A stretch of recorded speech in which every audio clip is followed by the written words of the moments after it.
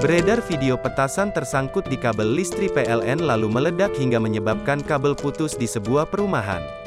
Dalam video yang beredar itu terlihat dua orang berlarian menghindari petasan yang akan meledak sembari menutup telinga.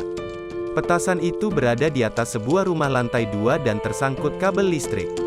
Kemudian petasan meledak dan memutuskan kabel listrik yang berada di atas rumah lantai 2 itu. Hingga saat ini belum diketahui lokasinya dan video. Detik-detik petasan nyangkut di kabel PLN dan meledak hingga kabelnya terputus, tulis akun @fakta.indo.